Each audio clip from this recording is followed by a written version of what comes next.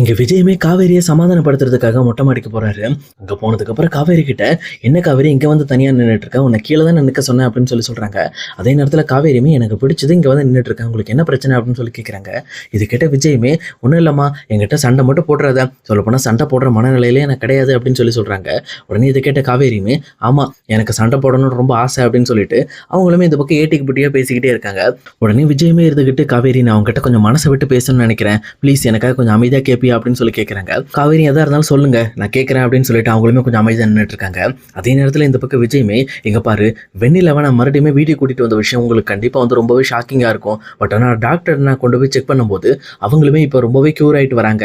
அதனால எனக்கு தெரிஞ்ச வரைக்கும் ஒரு 2 வாரம் இல்லை 3 வாரத்துக்குள்ளேயே அவங்க முழுசாவே க்யூர் ஆயிடுவாங்க. அதனால அவசரப்பட்டு இந்த மாதிரி நீங்கள் மறுபடியும் ஹாஸ்பிட்டலில் கொண்டு வந்து சேர்த்துறாதீங்க. இந்த மாதிரி மறுபடியுமே அவங்க சரியாகிற வாய்ப்பு ரொம்ப குறைய ஆரம்பிச்சிடும் அப்படின்ற மாதிரி இந்த பக்கம் டாக்டர் சொன்னாங்க. அதனால தான் மறுபடியும் கூப்பிட்டு வந்தேன் அப்படின்னு சொல்றாங்க. உடனே இதை கேட்ட காவேரியுமே, சரி இதெல்லாம் எதுக்காக என்கிட்ட பேசிட்டு இருக்கீங்க, அதான் உங்களுக்கு தோணுது இல்ல, நீங்க அதே செய்ய வேண்டியதானே, அப்புறம் எதுக்காக என்கிட்ட இதெல்லாம் சொல்றீங்க அப்படின்னு கேட்குறாங்க. உடனே இங்க விஜயமே இருந்துகிட்டு, இல்ல நீ எந்த ஒரு தப்பான தாட்டுமே மைண்ட்ல வச்சுக்க கூடாதுங்கிறதுக்காக தான் இதை சொல்றேன், எனக்கு எப்பவுமே நீ தான் வேணும், எந்த ஒரு காரணத்திலையும் நான் இந்த மாதிரி வெண்ணிலா சரியானதுக்கு அப்புறம் மறுபடியுமே வெண்ணிலாவை என்னோட லைஃப்குள்ள கொண்டு வர மாட்டேன், ஏன்னா வெண்ணிலாக்குன்னு ஒரு வாழ்க்கையை அமைச்சு அவளை தனியா வாழ வைக்கிறதா என்னோட எண்ணமே அப்படின்னு சொல்றாங்க. உடனே இது கேட்ட காவேரியுமே, ஓ அப்படியா, அப்புறம் எதுக்காக நம்மளுக்குள்ள டைவர்ஸ் நோட்டீஸ்லாம் அப்ளை பண்ணிட்டு இருக்கோம், அது மட்டும் இல்லாமல் நீங்கள் எதுக்காக என்கிட்ட வந்து இப்படிலாம் பேசிட்டு இருக்கீங்க, இன்னும் 5 நாள் நம்ம அக்ரிமெண்ட்டே முடிய போகுது, அக்ரிமெண்ட் முடிஞ்சதுக்கப்புறம் நான் தான் கிளம்பிடுவேனே, அப்புறம் எதுக்காக இந்த மாதிரி நீங்கள் ஏன் கூட வாழணும், நீங்கள் வெண்ணிலா சரியானதுக்கப்புறம் வெண்ணிலா கூட வாழலாமே அப்படின்னு சொல்கிறாங்க. உடனே இது கேட்ட விஜயுமே ரொம்பவே கோபத்தோடு அங்கேருந்து கிளம்பி போயிடுறாரு. இன்னொரு பக்கம் காவேரியுமே, உண்மை சொன்னால் மட்டும் கோபம் வந்துடும் அப்படின்னு சொல்லிட்டு அவங்களுமே அங்கேயே நின்றுடுறாங்க. அதே நேரம் அடுத்த நாள் காலையில் எப்பவும் போலயே இந்த பக்கம் குமரனும் காவேரியும் சேர்ந்துக்கிட்டு அந்த விஜய் டிவி ஷோவுக்குமே போகிறாங்க. அங்கே போனதுக்கப்புறம் இந்த பக்கம் குமரனும் நல்லாவே பார்ட்டிசிபேட் பண்ணுறாரு. இதை பார்த்தோன்னா அங்கே இருக்க ஜட்ஜஸ் எல்லாமே குமரனை டாப் 3 கண்டஸ்டன்ட்டுக்குள்ளே கொண்டு போகிறாங்க. அதே நேரத்தில் இன்னொரு பக்கம் குமரனுக்குமே இன்னொரு சீரியல்லையும் ஒரு ஆக்டிங் கிடைக்குது. இதை நினச்சிங்க குமரன் ரொம்பவே ஹாப்பி ஆகிட்டு இருக்காரு.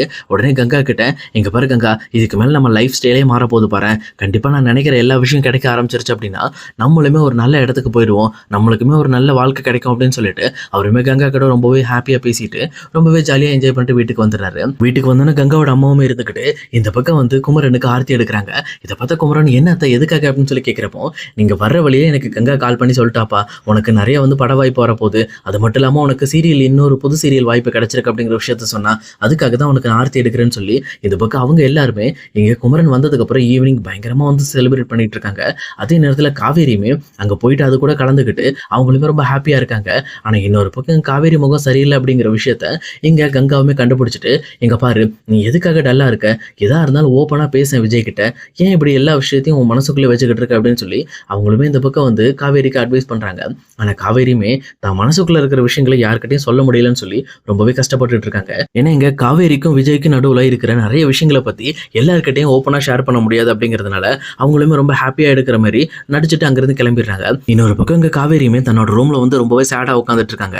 அங்கே வந்த விஜயுமே, என்னாச்சு காவேரி ஏன் டல்லாக இருக்கு அப்படின்னு சொல்லி காவேரி கிட்ட நல்லா சகஜமாக பேசிக்கிட்டு இருக்காங்க. ஆனால் யாருமே எதிர்பார்க்காத மாதிரி இந்த பக்கம் வந்து வெண்ணிலாவுமே இங்கே காவேரியோட ரூமை தேடி வந்துகிட்டு இருக்காங்க. உண்மை சொல்லப்போனால் இந்த பக்கம் இது விஜயோட ரூம் அப்படிங்கிறது எங்க வெண்ணிலாவுக்கு ஒரு பழைய ஞாபகங்கள்ல இருக்கு. அதனால அவங்களுமே அந்த ரூமை தேடி இந்த பக்கம் மேலே பார்த்து நடந்து வந்துட்டு இருக்காங்க. மேலே வந்த உடனே இந்த பக்கம் இவங்க 2 பேரும் பேசிட்டு இருக்கிறத நிறுத்திட்டு ரொம்பவே ஷாக் ஆகி போய் பார்க்குறாங்க. அதே நேரத்தில் இங்கே விஜயுமே, வெண்ணிலா இங்கே எதுக்காக வந்த அப்படின்னு கேட்குறப்போ, விஜய் விஜய் இது உன்னோட ரூம் தானே அப்படின்னு சொல்லி அவங்களுமே ஷாக் ஆகுறாங்க. இதை பார்த்தோன்னே இந்த பக்கம் வந்து விஜய்க்கு ஒன்றுமே புரியல. இங்கே பாரு வெண்ணிலாக்கெல்லாம் ஞாபகம் வர ஆரம்பிச்சிருச்சு அப்படின்னு சொல்லி இங்கே விஜயுமே ஷாக் ஆகுறாரு. ஆனால் இன்னொரு பக்கம் இங்கே காவேரியுமே, இப்போ வேணா வெண்ணிலா கிட்ட சொல்லி பாருங்களேன், நான் என் ஒய்ஃபோட இருக்கேன், நீ கீழே போய் இருன்னு சொல்லுங்களேன், உங்களால் முடியாது தானே அப்படின்னு சொல்லி இந்த பக்கம் காவேரி ரொம்பவே கோபத்தோட பேசுகிறாங்க. அதே நேரத்தில் விஜயுமே, என்ன காவேரி பண்ணிக்கிட்டு இருக்க, இந்த மாதிரி இப்போ தான் வெண்ணிலாக்கு க்யூர் ஆகிட்டு இருக்கு, நீ ஏன் இதெல்லாம் வந்து வீணாக்குன்னு நினைக்கிற அப்படின்னு சொல்கிறாங்க. அதே நேரத்தில் காவேரியுமே, எங்க பாருங்க என்னைக்குமே வந்து என்னோட இடத்த இன்னொருத்தர் கூட பங்கு போட முடியாது, ஒன்று அந்த இடத்துல நான் இருக்கணும், இல்லை அப்படின்னா அந்த இடத்த விட்டு நான் கிளம்புறேன், அதுக்கப்புறம் நீங்கள் வேறு யார் வேணாலும் கூட்டிகிட்டு வந்து வச்சுக்கோங்க, ஆனால் நான் இருக்கிறப்போ இந்த இடத்த யாருக்கு நான் விட்டு கொடுக்க மாட்டேன்னு சொல்லி காவேரி ரொம்ப பிடிவாதமாக பேசிக்கிட்டு இருக்காங்க. இது கேட்டோடனே இந்த பக்கம் விஜய்க்கு ஒன்றுமே புரியல. உடனே இந்த பக்கம் வந்து வெண்ணிலாவை கூட்டிகிட்டு கீழே போகிறாங்க. அதே நேரம் இதையெல்லாம் பார்த்துட்டு இருக்க தாத்தாக்கு ரொம்பவே டென்ஷன் ஆகிட்டு இருக்கு. எதுக்காக விஜய் இப்படி முட்டாள்தனம் பண்ணிக்கிட்டு இருக்கான் அப்படின்னு சொல்லிட்டு அப்போ வெண்ணிலாவை கூட்டிகிட்டு போயிட்டு அவங்களோட ரூம்லையும் ரெஸ்ட் எடுக்க வச்சுட்டு இந்த பக்கம் மறுபடியும் மேலே வராங்க காவேரி கிட்ட பேசுறதுக்காக விஜய். ஆனால் காவேரியுமே, இங்கே பாருங்க நீங்கள் 2ல் ஏதாவது ஒன்று முடிவு பண்ணுங்க, ஒன்று நான் வேணுமா இல்லை அந்த வெண்ணிலா வேணுமா அப்படிங்கிறத முடிவு பண்ணுங்க, அதுக்கப்புறம் நீங்கள் என்கிட்ட வந்து எந்த விஷயமா இருந்தாலும் பேசுங்க, நான் கண்டிப்பாக கேட்குறேன்னு அங்கேருந்து கிளம்பிடுறாங்க. ஆனால் இதெல்லாம் பார்த்துட்டு இருக்கிற விஜய்க்கு என்ன என்ன பண்றதுனே தெரியல. அவருமே அப்படியே ஸ்டன் ஆகி போய் நின்னுட்டு இருக்காரு.